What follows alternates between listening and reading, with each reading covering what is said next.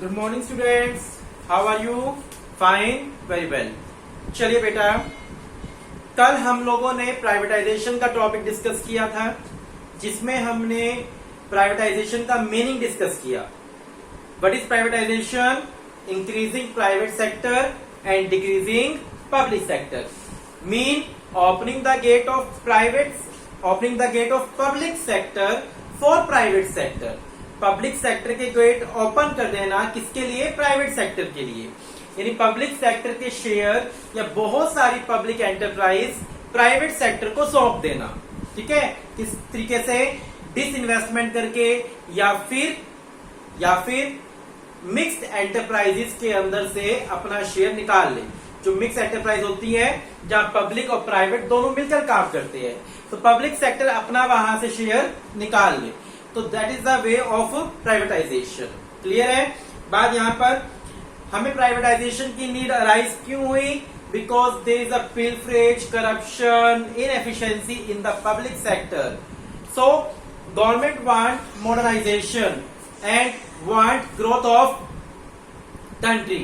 It can be possible only through privatization, because in public sector there is a corruption, red tapeism, inefficiency a lot. That's why and many enterprises in public sector suffering from loss. ठीक है, so that they can't fulfill their social responsibility as far as.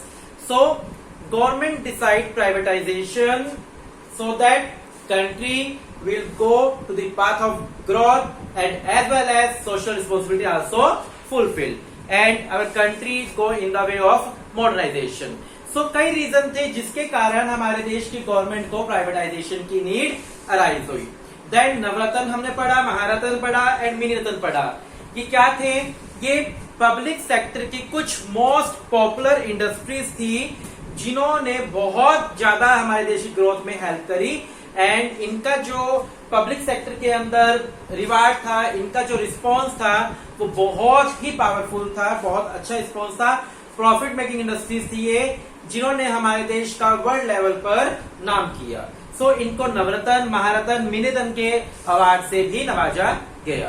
Then हमने privatisation के gains पढ़े थे, यानी merits पढ़ी थी, and privatization के लॉसेस हमने डिस्कस किए थे। Today we discuss the topic globalization. उससे पहले मेरे पास पेज नंबर 117 पर एक टॉपिक है, सिलसिला ट्रेजेडी। पढ़ते हैं इसको। सिलसिला ट्रेजेडी क्या थी? Sircilla in Andhra Pradesh is a small town known for its power loom industry. Sircilla Andhra प्रदेश में एक छोटा सा टाउन है जो पावर लूम इंडस्ट्री के लिए फेमस था। This industry is the main source of livelihood for most people in town. ये इंडस्ट्री वहां पर रहने वाले लोगों के लिए एक जीविका का साधन थी, लाइवलीहुड का साधन था। Privatization of power supply to this industry led to a substantial hike in power tariff, implying an unsustainable burden on the industry. Privatization होने के कारण, privatization of power supply to this industry led to a substantial hike in power tariff. जैसे government ने क्या किया? Power supply का privatisation कर दिया। पावर सप्लाई का प्राइवेटाइजेशन करने से क्या हुआ? इस इंडस्ट्री के लिए पावर सप्लाई बहुत ज्यादा महंगी हो गई। इस इंडस्ट्री के लिए पावर सप्लाई क्या हो गई? कॉस्टली हो गई, जिसका बहुत ज्यादा इस इंडस्ट्री पर क्या पड़ा? बर्डन पड़ा। बताइए समझ। सिलसिला आंध्र प्रदेश में एक स्मॉल टाउन है जहां पर पावर लूम इंडस्ट्री थी। ये पावर लूम इंडस्ट्री में वहां के रहने वाले बहुत सारे जो लोकल लोग थे वो काम करते थे, जिनके खाने पीने का एक सोर्स था ये इंडस्ट्री, कमाकर खाना। प्राइवेटाइजेशन के कारण इन इंडस्ट्री को जो पावर सप्लाई होती थी वो बहुत महंगी हो गई, कॉस्टली हो गई, जिसके कारण क्या हुआ? इस इंडस्ट्री के ऊपर एक्सपेंडिचर का बर्डन बढ़ा और इस इंडस्ट्री ने वर्कर्स की वेजेस को कट करना स्टार्ट कर दिया। ठीक है, कहते हैं कि वेजेस उनकी इतनी कट की गई कि जिनसे उनकी फैमिली का भी कंजप्शन नहीं हो रहा था, फैमिली का भी गुजारा नहीं हो पा रहा था, जिसके कारण कुछ वहां के लोकल वर्कर्स ने सुसाइड कर लिया। Near about 50 workers committed suicide, which is known as सिलसिला ट्रेजेडी। लगभग 50 वर्कर्स ने सुसाइड किया, जो सिलसिला ट्रेजेडी के नाम से जाना जाता है। Got it? सिलसिला ट्रेजेडी समझ आ गई आप लोगों को। चलिए अब हम पढ़ते हैं ग्लोबलाइजेशन। ग्लोबलाइजेशन का मतलब क्या होता है? ग्लोबलाइजेशन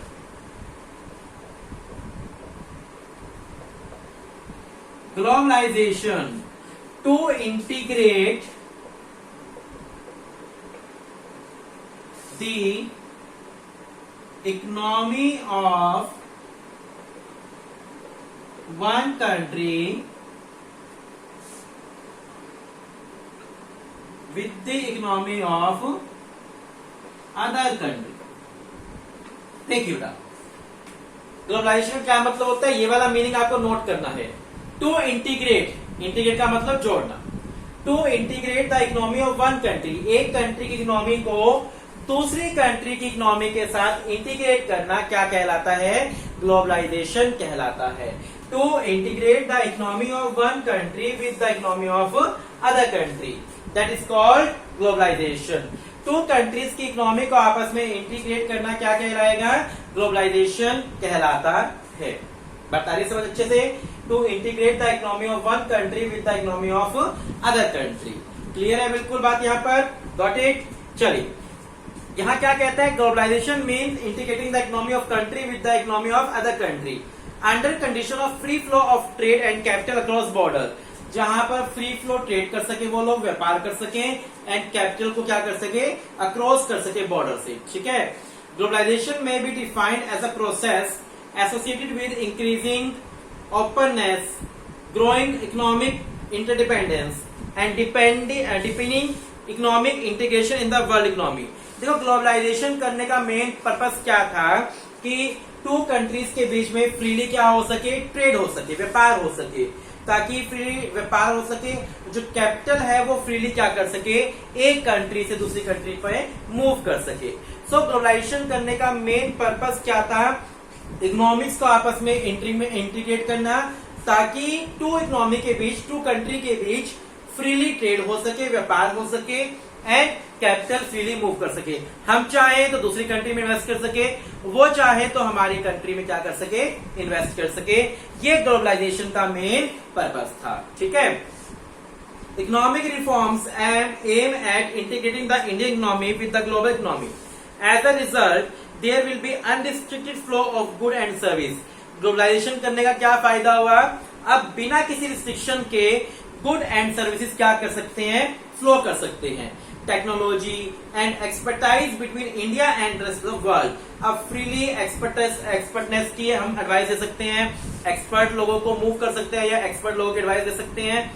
गुड्स और सर्विसेज को फ्रीली मूव कर सकते हैं, टेक्नोलॉजी को फ्रीली मूव कर सकते हैं। यानी ग्लोबलाइजेशन के कारण टू कंट्रीज के बीच में इन सब चीजों का फ्री ट्रेड होना पॉसिबल हुआ। Particularly it is expected that capital and technology will flow from the developed country of the world toward India। ठीक है, बात समझ आ रही है आपको? ग्लोबलाइजेशन क्या था? टू इकोनॉमीज को आपस में इंटीग्रेट करना so that they can freely move goods, services, technologies, capitals etcetera. ठीक है। There is no restriction regarding trade between two countries, freely move. This is the main reason the government make the policy of globalization. Got it? यहां मुझे blue box में side में एक कुछ दिया है, पढ़ते हैं। Globalization in fact is the outcome of the policy of liberalization and privatisation.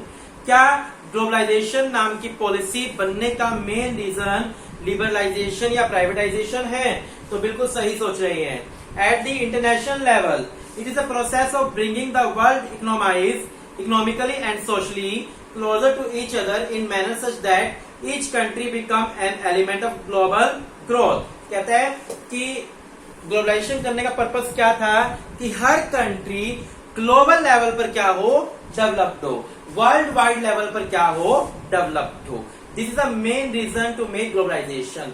हाँ जी, ग्लोबलाइजेशन का मेन कारण क्या था? Privatization and liberalization. उस पॉलिसी के कारण ही, उसके कारण ही ग्लोबलाइजेशन की नीड अराइज हुई। ठीक है। आउटसोर्सिंग, हमें यहाँ एक टॉपिक दिया outsourcing. This is an important outcome of the process of globalization. Outsourcing जो है वो ग्लोबलाइजेशन के कारण ही हुआ है। आउटसोर्सिंग क्या होता है? ये आपने +1 में बिजनेस स्टडी में पढ़ा था कहीं पर आउटसोर्सिंग होता है जहां पर हम बाहर से एक्सपर्ट लें। एक्सपर्ट क्या, मान लो मेरा बिजनेस है, मेरी फैक्ट्री है, मेरी इंडस्ट्री है, मुझे अपनी इंडस्ट्री का, अपने प्रोडक्ट का ऐड करवाना है, तो मैं खुद की एड एजेंसी ना खोलकर किसी अच्छी जो सुपर एड एजेंसी है उनकी हेल्प ले लूं। ठीक है, मैं खुद के ट्रक अरेंज ना कर किसी ट्रांसपोर्ट कंपनी की हेल्प ले लूं, मैं खुद का बैंक ना ओपन करके बैंक की हेल्प ले लूं। यानी जो अपने अपने काम में एक्सपर्ट होते हैं उनसे मैं उनकी एक्सपर्टनेस ले लूं, उनसे मैं हेल्प ले लूं, दैट इज आउटसोर्सिंग। ठीक है, this is an important outcome of the process of globalization. ये ग्लोबलाइजेशन के कारण ही पॉसिबल हुआ। It refers to a system of hiring business services from the outside world, जहां हम आउटसाइड वर्ल्ड से क्या ले ले, उनके एक्सपर्ट सर्विसेज को हायर कर ले। This services include call centre, ठीक है, transcription, clinical advice, teaching, coaching and the like. मान लो कोई देश किसी काम में एक्सपर्ट है तो हम उसकी एक्सपर्टनेस का फायदा उठा लें। जैसे हमने क्या किया, चाइना जो है वो टेक्नोलॉजी में एक्सपर्ट था तो वहां से हम टेक्नोलॉजी लेते हैं। ठीक है, यूएसए जो है, अमेरिका जो है वो रिसर्च में एक्सपर्ट है तो वहां से उनकी रिसर्च ले ली। तो यहाँ जो कंट्री जिस काम में एक्सपर्ट है उनकी एक्सपर्टनेस को वहां से अचीव कर लेना। ठीक है, क्लियर बात, बिल्कुल समझ आ रही है यहाँ पर बात जो मैं कहना चाह रहा हूँ आपको। सो ग्लोबलाइजेशन यहाँ पर कह रहा है आउटसोर्सिंग जो है वो किसके कारण हुआ, ग्लोबलाइजेशन के कारण हुआ। India is an emerging and important destination of outsourcing, particularly PPO, business process outsourcing बोलते हैं, आल्सो कॉल्ड कॉल सेंटर्स। ठीक है, आउटसोर्सिंग का मतलब मेनली समझ गए होंगे कि आउटसोर्सिंग क्या होता है कि जो देश जिस चीज में एक्सपर्ट है उससे उसकी एडवाइस ले लेना। गॉट इट, क्लियर है। फटाफट यहां तक रिवाइज करो, फिर आगे हम लोग पढ़ते हैं।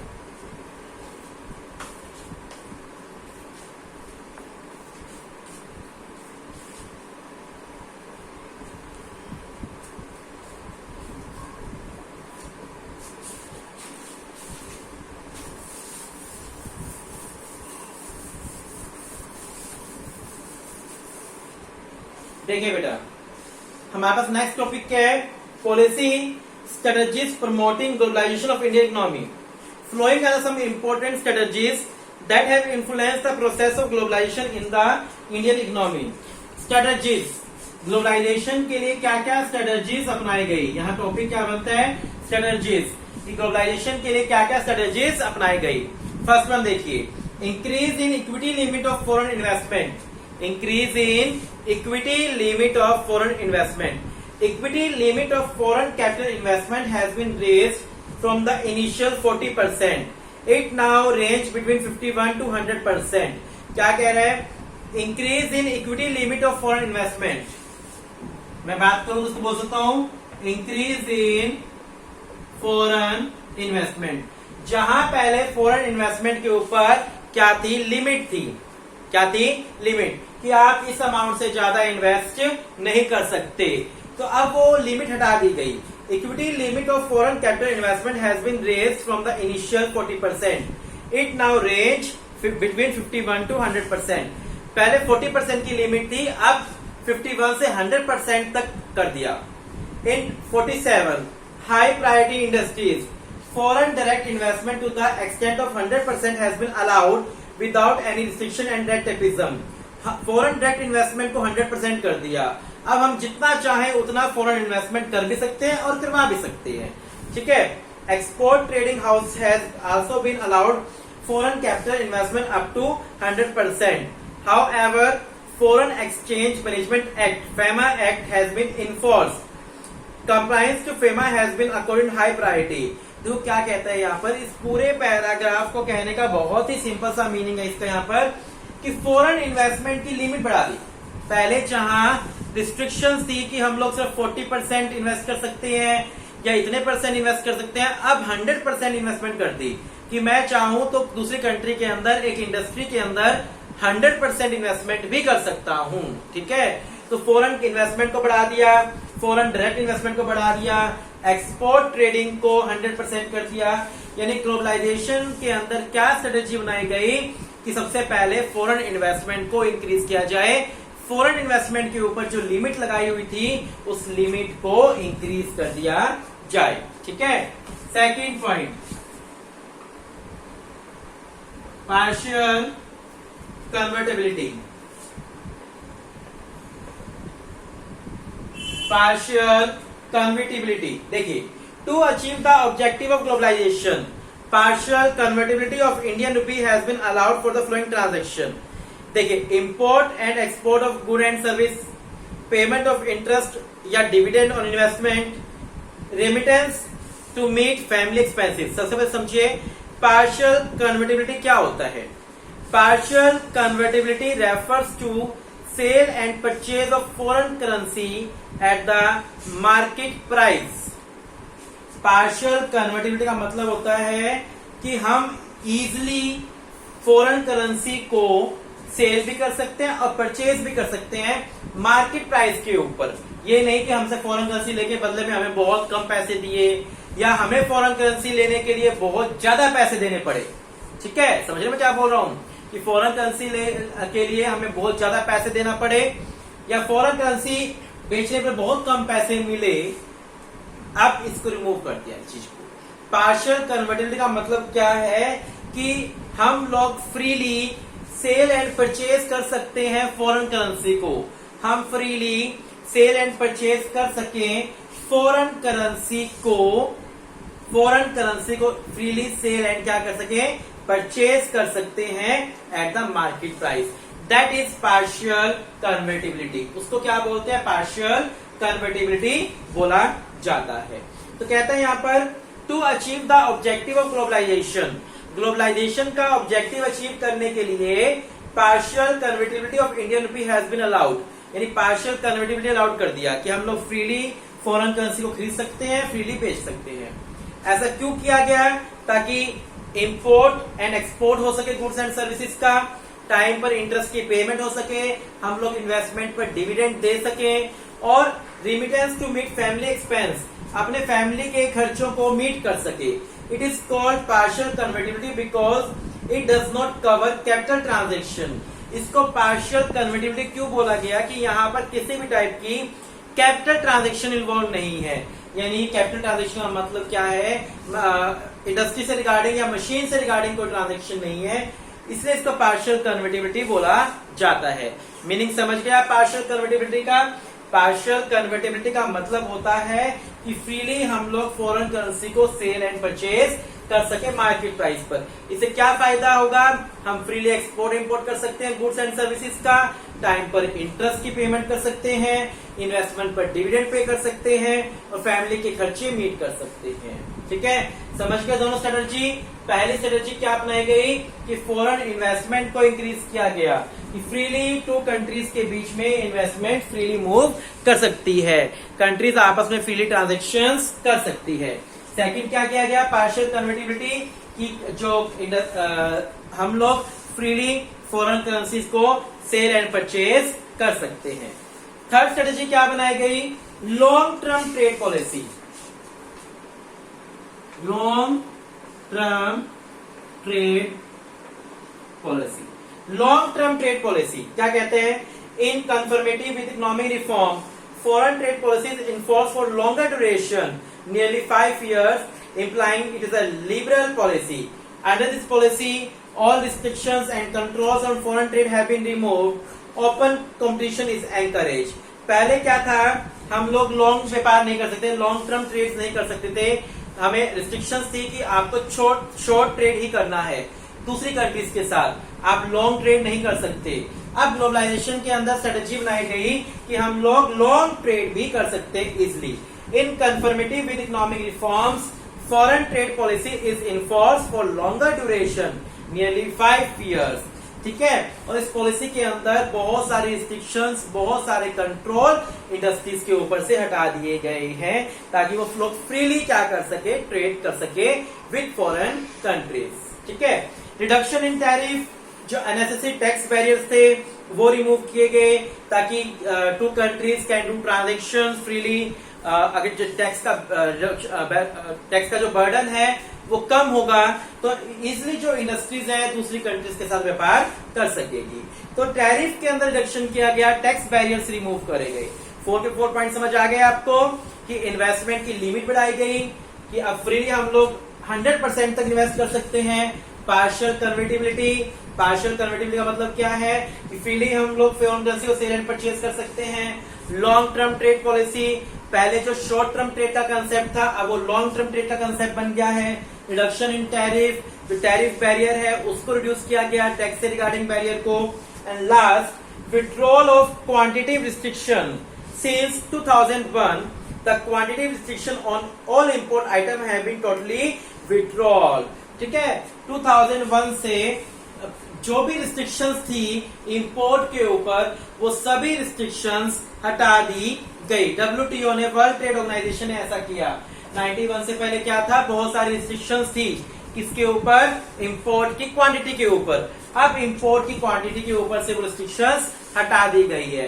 अब हम जितना चाहे उतना इंपोर्ट कर सकते हैं। सो ग्लोबलाइजेशन के अंदर ये 5 स्ट्रेटेजीज बनाई गई, या ये बोल सकते हैं 5 पॉलिसीज बनाई गई जो ग्लोबलाइजेशन के लिए बहुत ही फायदेमंद थी। ठीक है बेटा, आज हम लोग इतना ही पढ़ते हैं, बाकी का टॉपिक कल करेंगे। आपको किसी प्रकार का कोई भी डाउट हो तो आप किसी टाइम से ले सकते हैं। Thank you, have a nice day.